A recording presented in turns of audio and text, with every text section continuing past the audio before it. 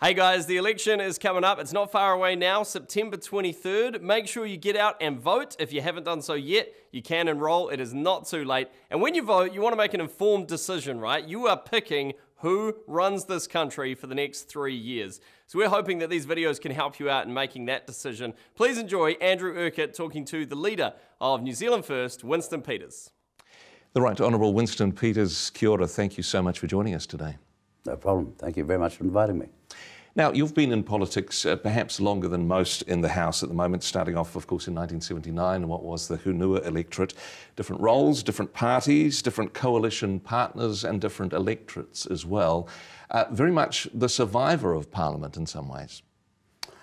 Yeah, I've always worried about that phrase, the survivor. So you're something like an explorer, going down to the Arctic or something. Politics is really a profession which has got the capacity to do a lot of damage to people so quickly, but it also, unlike any profession I know, has the capacity to do so much good and so quickly, and that's what you hope to have spent your life doing. Well, certainly you've survived longer than most, perhaps. So you're back using the word survivor again. Yeah. But I've regarded it as a serious career choice that I made, and I was lucky enough to be part of it. So back in the day, back in 1979 when you were first elected to Parliament, what were your motivations for wanting to get involved in politics? As a young lawyer, I'd been involved in a huge land case up north against the Crown and the local council, taking people's land away from them just by designation. They were European and Maori, and so we organised a huge retention committee, a class action, so to speak. And this is way back in circa 74, and I began a legal case and realised in the middle of it that actually I could stop this if I was a parliamentarian. I suppose that's when it started. And of course a lot has changed since then. Is your... Well, they've all still got their land, yes. Yes. A lot's changed. But in terms of your motivations for wanting to be involved in politics, has that changed over the years? Yes, it has, and funny enough, you know, you come to politics when you're young and you're full of ideas and views and what have you, but I can tell you with experience that there's no substitute for experience. You've got to be able to see, not what you, that when you say something, how will it look a week from now, a month from now, or even 5 years from now? It's the reason why so many politicians are doing constant somersaults and U-turns. They just don't think of the consequences of what they're saying. So experience does matter, and I was lucky enough to get some serious tuition from people who I admired right across the political divide, so to speak. And I watched them and saw those who were smart and those who weren't. In terms of your policies today for New Zealand First, going into this election, we're all wanting to know what people stand for. What would you see were the key policies for New Zealand First? Well, our key policies are in our name. We've had a 33-year experiment economically, and people were promised, within 3 years they were promised of that experiment. You've had 3 years of pain, now you're going to have 3 years of gain. They've waited 30 long years for that. The divide between rich and poor has grown massively. You've got 1% of the country owning 50% of the assets. You've got a serious circumstances of degradation and social decay and breakdown, and everybody somehow hopes that the next government's going to change it. But unless we have a dramatic economic and social change, our slide, which you can measure, in the OECD record of performing countries, will just go on. New Zealand First wants a serious economic and social change of focus, and a lot of it is based on our fundamental principles of putting our assets, our added value, our manufacturing, our farming, our doctor, everything we've got, put it first in the way you'll see Singapore do, Taiwan do, or the Scandinavian countries do. Now, they're not big countries, and many of them have far fewer assets than we've got, but they've done remarkably well whilst we've been on a long slide. I look at the two old parties, and it's Pepsi and Coke, red or blue, nothing new. Now, everyone's lining up with National or Labour and other sides, but if you don't get a change, then nothing will change. And what's on offer at the moment between one side and the other is so marginal that it will not change the future. That's sad. Of course, under an MMP environment, your influence in Parliament, and to be fair, this extends back over the last 30 years as well, working with either Pepsi and Coke, as you say, working with either red or blue. How much sphere of influence can you have as a coalition partner compared to the influence of one of the larger parties? Well, not as much as people think. And one of the problems is that as you're working with these other parties, you're seeing them actually accommodating a certain economic view. Now, that economic view is not a success at the moment. It's not a success, and you won't see it in Scandinavia, you don't see it in Switzerland, you don't see it in, as I say, great small economies like Singapore and Taiwan. But in New Zealand, there's that prevailing view amongst the old parties that if only we hang on a bit longer, it's going to work. Well, I think 33 years is long enough for something to be proven that it can't work. So what changes would you like to see as leader of New Zealand First? What changes would you like to have on the negotiating table post-election to say, these are the changes that we'd like to make New Zealand a different place going forward?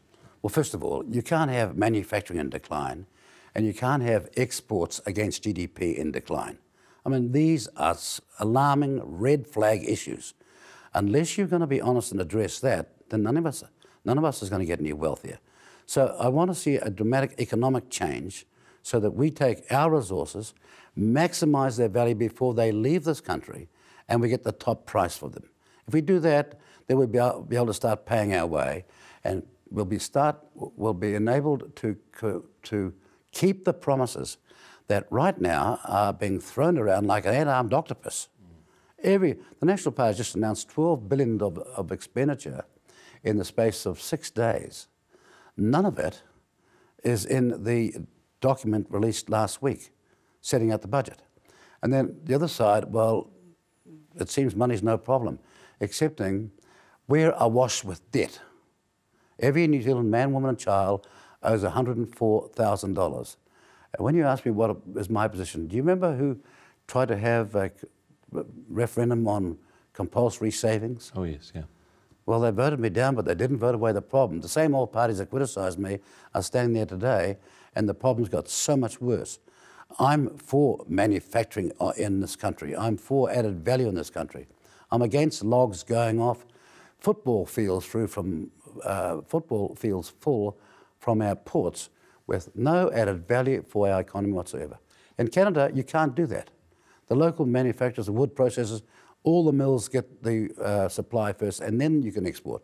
But here, it's just open slather. One policy which has been, well, part of New Zealand First for many years now is that of immigration, looking at the, if you like, the human resources that we have here in New Zealand. Your policy on immigration in some ways hasn't changed, but outline it for our viewers and listeners. What would New Zealand First do about immigration in New Zealand? Well, when we began New Zealand First, we said we will always need immigration, and we're talking about skilled immigration now, like Switzerland takes, like other countries take, to fill up the science, education and other gaps. But we've got mass immigration at the moment, 73,000 almost net coming here, most to Auckland, and then on top of that, 226,000 people on work visas. So that's 310,000 plus before you even get to supply a house for a New Zealander, a hospital bed for a New Zealander, a space in the roadways of this country for a New Zealander, or a place in a classroom for a New Zealander. We've got a preposterous circumstances where parties are talking about solving our housing crisis, and they haven't even got enough housing in their plans to provide for the people who climb off a plane at Mangere over the next year. This is preposterous. It's ridiculous. And so we're living in a most unusual age in politics. I've never seen a climate where the reality, as against the promises, is such a huge chasm or abyss of misunderstanding. You'd mentioned referenda beforehand, and certainly this is something which again has been consistent with New Zealand First policies. A couple of referenda in particular that you're focusing on this campaign to do with, well, who does and doesn't get into Parliament this year? Well, again, see, one of the problems is misunderstanding in politics. I asked for, in 2017, a referendum on our future constitutional arrangements. Will we be one country, different backgrounds, different ethnic and religious circumstances, Or will we be one country facing the rest of the world? Or will we have all this divisiveness? And the franchise is one of them. Now, if you go back to '86, the Royal Commission on Electoral Reform said, if MMP is adopted in time, it'll prove that we can have one franchise. The proof is already there. 24% of Parliament have a Maori background, from what used to be 4 Maori seats exclusively, and that's it. So there's been a dramatic change, but a lack of desire to change with it. I suppose the concern that some people have with referenda, particularly on the Maori seats issue, is that it's the majority making a decision which affects a minority group within society. Do you think that concern is valid? No, I don't, because there are so many other issues in which the majority are making a decision for. Sometimes it may only be 5%. It may be even less than that. Take the question of euthanasia. The politicians want to have that decision themselves. It is so wrong. It should be decided by all New Zealanders. Because what we're saying is that, you know, a son or a grandson has no comprehension of their mother or grandfather's circumstances. They do. And the very idea that you can't have a proper referendum with everybody and that you should trust politicians, now that's an extraordinary idea. I know politicians and they're no more qualified to make a decision than the adults of New Zealand. You've also had a particular focus on regional development here in New Zealand, of course. Well, perhaps in Northland, of course, very much a focus being your current constituency there. Is that going to be one of the non-negotiables when it comes to a post-election deal, if you're able to do one? Well, we don't go and talk about non-negotiables. That's a phrase that the media has used time after time. I don't know where you got the idea What from. phrase would you use? Common sense is what I'd use. Okay. We all know that regional New Zealand has been gouged out, that they're second cousins, that, for example, countless economists have talked about the two-tiered economy, Auckland versus the rest.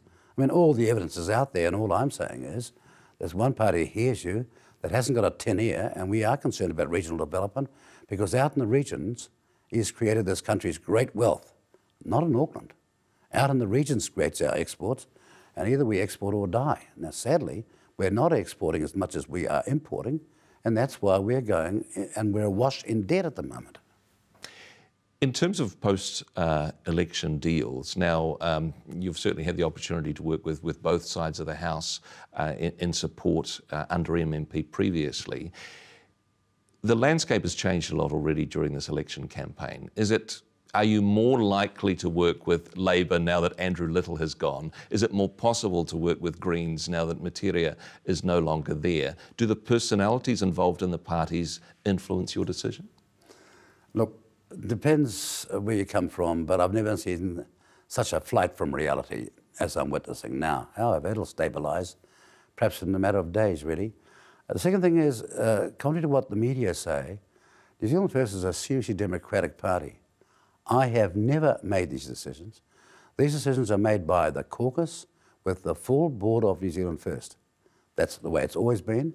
And for me to try and answer in the way that the media demand I answer now, suggests somewhat unkindly that they don't understand the democracy of New Zealand First or the lack of wisdom of making unilateral decisions as a leader. You need to have your whole team as part of the process. Otherwise, if everything goes wrong, guess who they'll blame? Yeah, I'm not asking you to pick a side now, just say have the odds changed. But I haven't survived, in the phrase that you use, this long by being autocratic and despotic. I ask my colleagues on every issue, where do we sit on this matter? How is the campaign going from your point of view so far? Well, it's been a bit difficult in the last few weeks because there's been what they call something mania going on. And some people only have to cough and they get in the papers and you struggle to make it. But we have been very patient and we thought we'll just watch this out and then put all our resources in as a wise commander would do in a business or any other circumstance. Put your forces in at the right time. Don't put them in when they won't be noticed. In terms of who your constituency is, well, not of course just in Northland, but in other parts of New Zealand, what does a typical New Zealand First voter look like, Winston? Well, I hope somebody watching this program.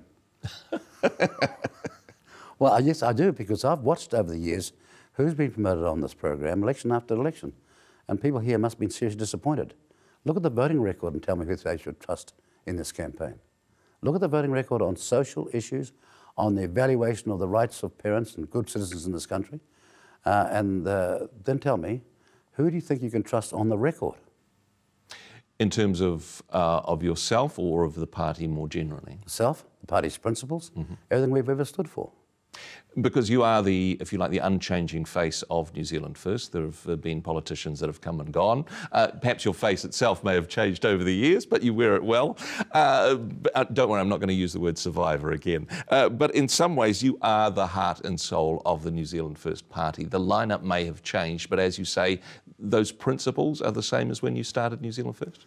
Well, they were our founding principles. They still are. These are fundamental principles that are enduring. They're immutable. Savings is important. Looking after your own people is important. Investing in young people's education is important. Looking after your human capital with proper health treatment is important.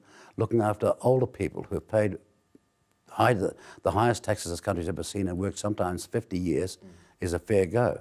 But the main thing about New Zealand First is singles us out from all the rest is we understand the basis of economics. We're not neoliberal theorists.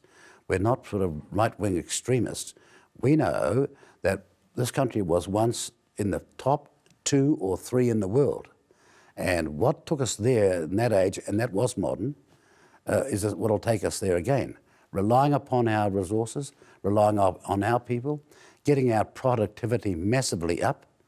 And it's not a low-wage economy I'm talking about. It's a high-wage economy with lower business tax so business can pay the decent wages this country needs. At the moment, our productivity is so bad, and it's because they've driven wages down. If you drive wages up and make businesses more profitable, productivity will rapidly rise, and that's critical for our future. Now, I know it sounds complicated, but look around you at the gridlock and despair of Auckland and tell me, what have these other parties got to offer now? In terms of, and you mentioned this beforehand, as I'm sure you're aware, there's a Christian constituency on Shine TV and on the Rima radio stations as well. Well, thank God for that. Yes, certainly. But what would you see to be the role of faith and church in New Zealand society? Well, we live in a secular society, but it's fundamentally important. All around this country, I see people who work sometimes 2 jobs. They're working now Saturdays, they're working 6 days a week, some of them even worse than that, working 7 days a week. They're paying all their taxes, doing every good thing that they can possibly do, but they're just treading water. And the political system's not listening to them, and they've had enough. And one party understands that. My party seriously understands that it's these people, the soul of the earth, on which this country's future always was, is now, and will be in the future. There will be people who are watching this or listening to this who are yet undecided as to who to give their party vote to. Why do you feel they should give it to New Zealand First? Well, it's because of our record, it's because of what we stand for, and I'm not looking at them, advising them to go and vote against what you hate. You're going to have to vote this time for what you want, and you're going to have to make a commitment. You won't get what you want if you decide, well, I think I like Labour more than National because of this and this and this, and vice versa. I like National more than Labour because of the following circumstances. If you don't get the economic and social change that this country desperately needs, then nothing will change. But there's one thing that I think your listeners and your viewers need to know. Our level of debt presages a possible collapse in this country. And when that happens, a nightmare that I have sought to warn my country about will be upon us. Be too late then to say I made a mistake. Mm-hmm. We talked about at the beginning about your long political history, your vision for New Zealand and the sort of country that we can have. New Zealand First, of course, it's very much front and centre in your party name, but what is your vision for the future of New Zealand, Mr. Peters? Well, you know, what's amazing is everybody's got visions in politics. It's one of the most fanciful words they use, and I always worry about people that have visions. So I get slightly worried about them. But I've seen a country called New Zealand living through a great vision in the past, and I see it capable of happening again. It was a #1 country in the world with the highest house ownership at affordable prices. Only 29 people, not 1,000 or 100, just 29 on the unemployment register. This country was a brilliant country once under a better Labour Party and a better National Party back then. And then we decided we'd go into some experimentation and economic how shall I put the word, take a chance with new economics. and their history has been disastrous. Now, why you have so many people arguing otherwise is they've been the beneficiaries. But when 1% of the country owns half of its wealth, this is not the biblical land that we were promised, or any other land that we want. Mr. Peters, we certainly appreciate your time today. Thank you for joining us. Thank you. Thanks for watching, guys. I hope you enjoyed that interview, and hopefully it made it a little bit easier in making up your mind about who you want to support in the upcoming election. We invited a bunch of these politicians down to talk about their parties and what they stand for, and you can see all of those videos at lifefm.co.nz. On top of that, there's heaps of other resources there about voting, sorting yourself out, and just figuring out the whole process, right? Because sometimes it can seem just a little bit much. Anyway, check it out, lifefm.co.nz.